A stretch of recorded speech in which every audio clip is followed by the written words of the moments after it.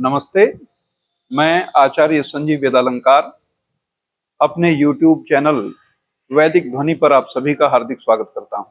सज्जनों, जैसा कि हम सब समाचार के माध्यम से ये जान पा रहे हैं, देख पा रहे हैं कि पूरे भारत में इस समय बाढ़ का बहुत प्रकोप है।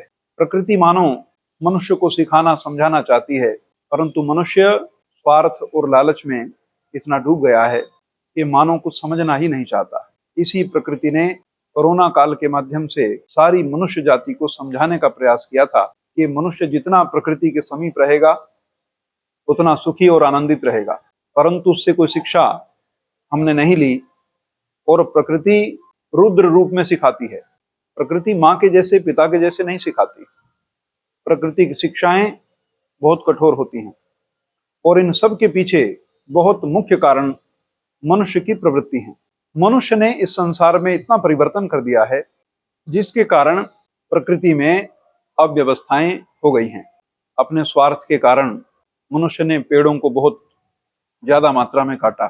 उन स्थानों पर भी घर, मकान, होटल बनाने का प्रयास किया जहां वो बन नहीं सकते थे, केवल स्वार्थ के कारण।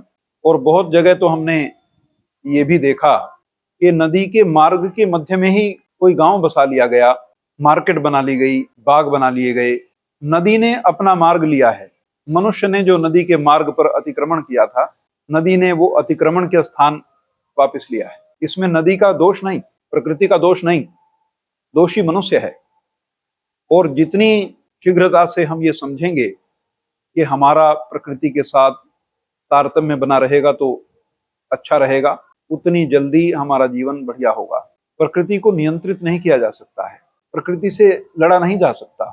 प्रकृति से लड़ना ऐसा ही है जैसे बच्चा अपनी माँ से लड़े, जो संभव नहीं है।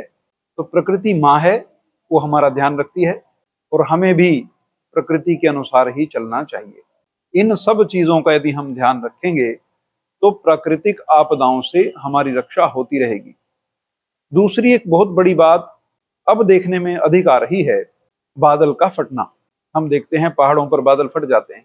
इसमें एक मुख्य कारण यह है कि बादलों की जल धारण करने की क्षमता में कमी आई है।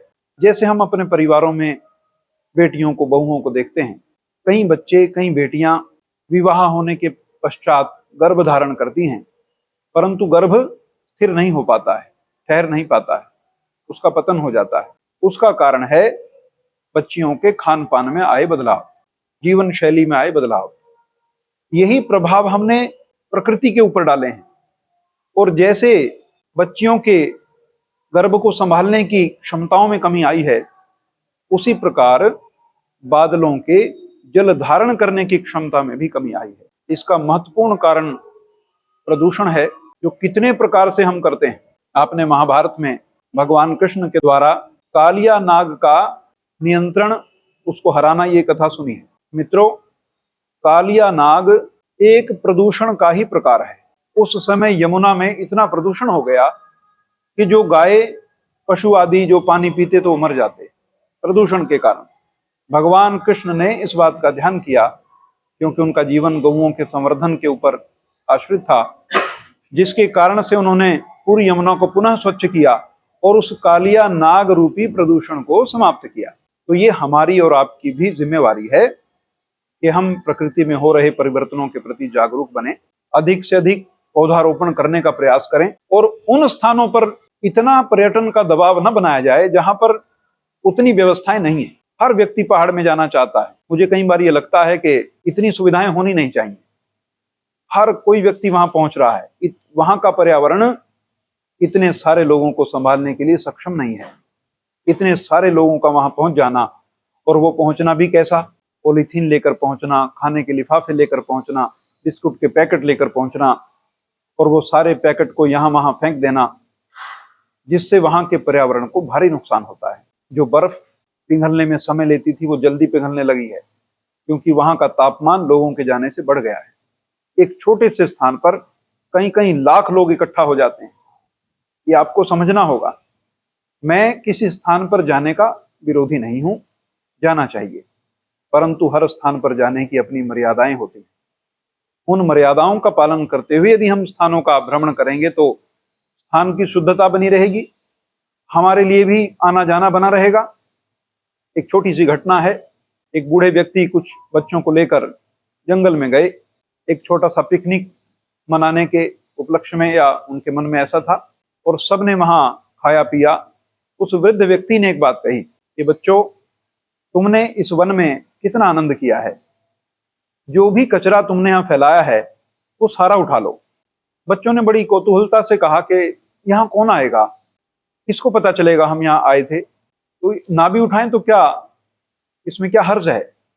उस बुजुर्ग ने एक बहुत अच्छी बात कही, हमारे बाद जब कोई यहाँ व्यक्ति आएगा और ये गंदगी देखेगा तो वो ये समझेगा कि जो लोग यहाँ आए थे वो बुद्धिमान नहीं थे, और अगर ये स्थान वैसा ही स्वच्छ अगले लोगों को भी मिला तो वो ये समझेंगे कि इस जगह पर आने वाले लोग बुद्धिमान थे।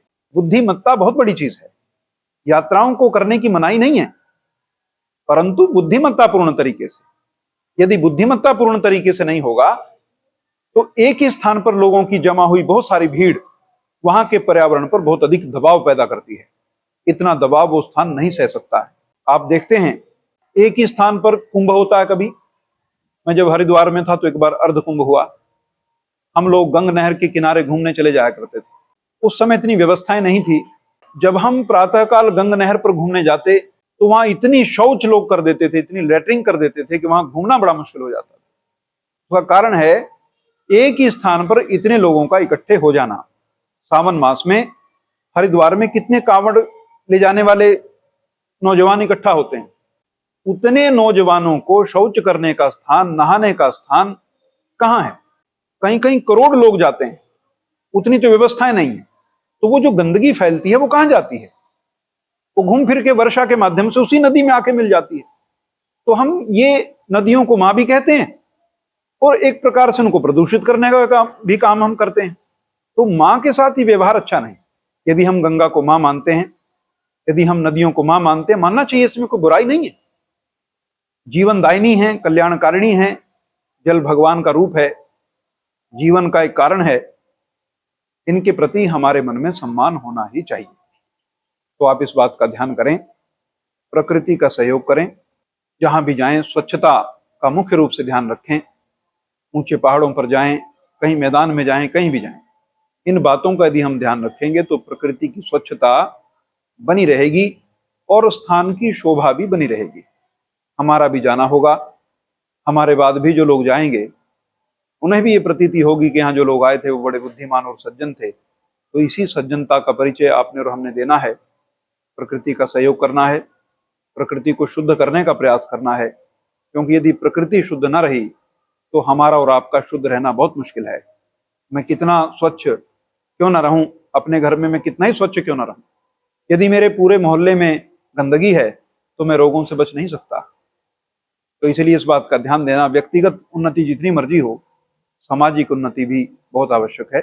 आइए हम सब इस बात का ध्यान करें और प्रकृति का सहयोग करते हुए प्रकृति के प्रकोपों से बचे रहने के लिए एक सार्थक पहल करें। बहुत बहुत धन्यवाद।